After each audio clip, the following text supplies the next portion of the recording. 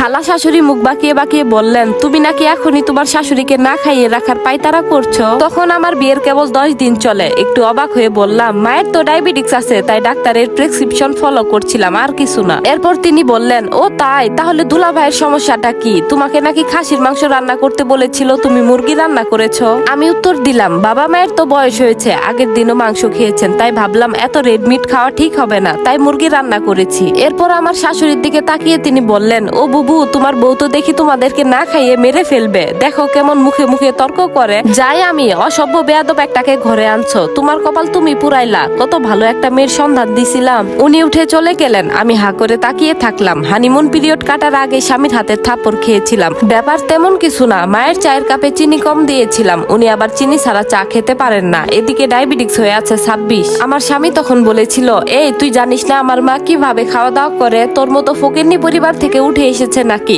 তোকে চা পাতা ছাড়া চা দিলেও তুই খেয়ে নিতে পারবি। কি বৃষ্টি কদাকার লাগছিল ওর মুখটা। বিয়ের 3 মাসের মাথায় আমার বাসায় ডিভোর্স লেটার আসে। অবশ্য 1 মাস আগে আমাকে মেরে অপমান করে বাড়িতে পাঠিয়ে দেওয়া হয়, কারণ আমার দেবর আমাকে কুপ্রস্তাব দিয়েছিল আর আমি আমার স্বামীর কাছে অভিযোগ করেছিলাম। উল্টো দোষ পড়েছিল আমার উপরে। আমার শাশুড়ি মা বলেছিলেন, শোনো বউ, নিজের কাপড় চোপড় ঠিক রাখতে পারো না আর দোষ হয় আমার ছেলের। নিজে যদি মাথায় ঘুমটা দিয়ে থাকো, ওর আশেপাশে না চলাচল করো, তাহলেই তো হয়। কে বলে বারবার ওর পাশে ঘুরঘুর করতে?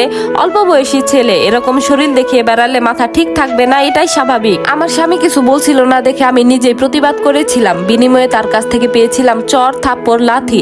স্যান্ডেল ছাড়াই আমাকে খালি পায়ে বের করে দেওয়া হলো। আর তারপর তো ডিভোর্স লেটার। মাত্র 20 বছর বয়সে আমার বিয়ে হয়েছিল, 3 মাসের সংসার আমার। হয়তো ছুটে ছিলাম তাই বুঝতে পারিনি, পরের সংসারে আপন হওয়া এত সহজ না। প্রায় 4 বছর পর আমার আবার বিয়ে হয়। ছেলের আগের একটা সংসার ছিল, বউ ডিভোর্স দিয়ে চলে গেছে। কারণ জিজ্ঞেস করে বিশেষ কোনো লাভ হলো না, সমস্ত দোষ ওই বউয়েরই দেওয়া হলো। অবশ্যই এটাই স্বাভাবিক। আমার পূর্বের স্বামীও হয়তো বিয়ে করেছে আমার দোষ দেখিয়ে, যে আমি তার বাবা মাকে খেতে দিতাম না। যাই হোক, অনাড়ম্বর ভাবে বের হলো। বাসরাতে দ্বিতীয় স্বামীর মুখ থেকে আমাকে শুনতে হলো, তোমার বিয়ে ভাঙার কারণ আমি জানি। তোমার প্রথম স্বামীর সাথে আমি কথা বলেছি, সে তোমাকে 2 মাস ঘরে রেখেছিল, আমি তোমাকে 2 দিনও রাখবো না যদি ওই ব্যাপারগুলো আবার ঘটে। আমি মাথা নাড়িয়ে শুধু সম্মতি দিয়েছিলাম, চোখে পানি চলে আসছিল। সকালে নিজের থেকে উঠলাম, গোসল করে সুন্দর করে শাড়ি পরলাম। এত সকালে উঠেছি দেখে শাশুড়ি মা আর একটু শুয়ে নিতে বললেন। আমি আপত্তি জানিয়ে ওনার হাতে হাতে কাজ করা শুরু করলাম। ওনার কাছ থেকে জানলাম কে কি খায় আর কার কি অভ্যাস, কে কি পছন্দ করে, সবকিছু। আমার আগ্রহ দেখে উনি খুব খুশি হলেন। একই সাথে আগের বইয়ের বিস্তর বদনাম করলেন। রান্না বান্নায় আমি আগে থেকে পারদর্শী, যে যখন যেটা খেতে চাইছে আমি বানিয়ে দিয়েছি। আমার স্বামী দেবতাও তুষ্ট। শাশুড়ির হাই প্রেশার, ডায়াবেটিস, থাইরয়েড সবই আছে। শ্বশুরেরও ডায়াবেটিস আছে। আমার কাছে দিনে 3 থেকে 4 বার চায়ের অর্ডার আসে, আমি সুন্দর করে বানিয়ে দেই। বাড়ির সামনে মিষ্টির দোকান বললেই গিয়ে নিয়ে আসি। পাড়া প্রতিবেশীরা আমাকে দেখে হিংসায় জ্বলে, এত ভালো বউ তাদের কপালে নেই কেন? পাশের বাড়ির খালা তো বলেই ফেললেন, আগের বউটা ছিল শয়তানের হাড্ডি, এখন তুমি এসে গেছো। আল্লাহ আসলে মিলাইয়া দেন, ছেলেটা তখন কত কষ্ট করেছে, এখন ওর জীবনে তুমি এসেছো, দুটিতে মিলে ভালো থাকো। আমি হাসি, ভালো থাকার জন্যই তো এসেছি। গর্ভবতী হলাম, আমাকে পাঠিয়ে দেওয়ার কথা হলো বাবার বাড়িতে। আমি খানিকটা জেদ ধরলাম, তাদেরকে ছেড়ে আসবো না। আমার স্বামী পারলে তখন আমাকে সবার সামনে জড়িয়ে ধরে চুমু খায়। নিজে থেকে একজন কাজের মহিলা রেখে দিলেন। আমার কাজ শুধু দাঁড়িয়ে থেকে রান্না করা, আর কিছু না। সময় গড়ালে রাজপুত্রের জন্ম দিলাম। দিন রাত কাটতে লাগলো ভালোই, সে আগের নিয়মে।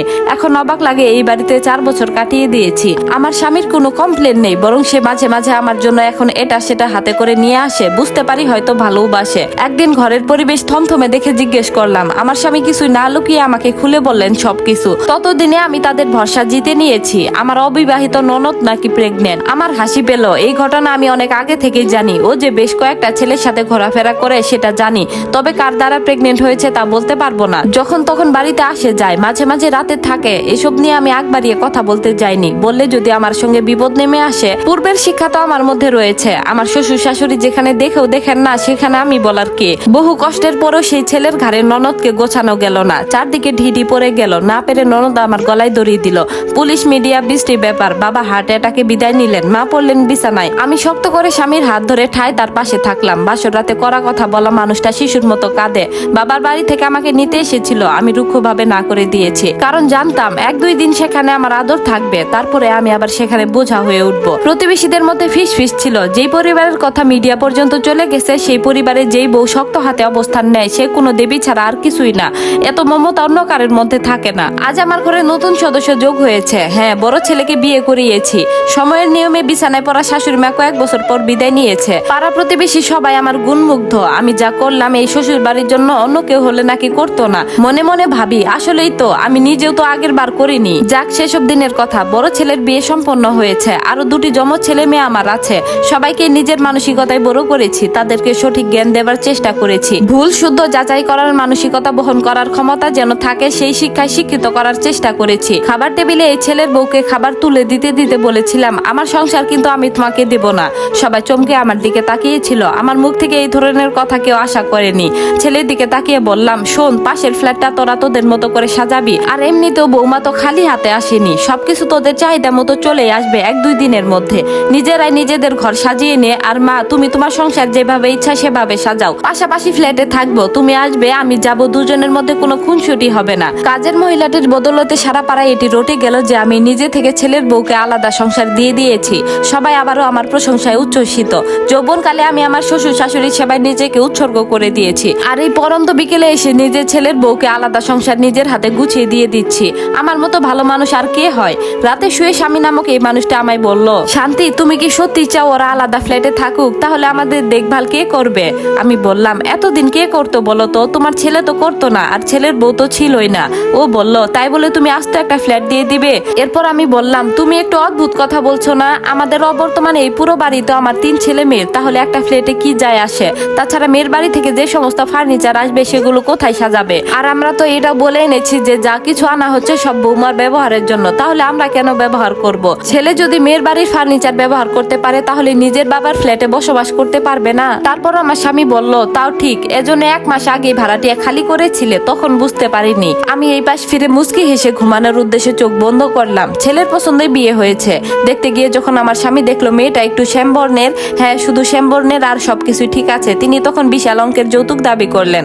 না, যৌতুক হিসেবে নয়, উপহার হিসেবে চাইলেন। আমি ভাবলাম এই যুগে এই মানসিকতা, তার মানে এই মেয়েটি যদি আমাদের সাথে থাকে তাহলে হয়তো শুধুমাত্র শ্বশুরের জন্য আমার মতো কষ্ট মেয়েটিকে ভোগ করতে হবে। আর তাছাড়া প্রত্যেক মেয়ের অধিকার আছে আলাদা সংসার পাওয়ার, যা আমি কখনো পাইনি। তাই বলে অন্য আর কাউকে দেব না, তা হতে পারে না। আমি আমার ছেলে মেয়ের মানসিকতা তো বদলাতে পেরেছি, কিন্তু আমার শাশুড়ির ছেলের মানসিকতা এতদিনও একটুও বদলাতে পারেনি। সে শুধু আমার জন্য বাড়ির নামটাই বদলে রেখেছিল শান্তিনীর। এছাড়া আর কোনো কিছুই সে নিজের মধ্যে খুব একটা বদলাতে পারেনি। মনের মধ্যে একটা গ্লানি ছিল যে আমি আমার শ্বশুর শাশুড়ির ননদের সাথে ঠিক ব্যবহার করেছি কিনা।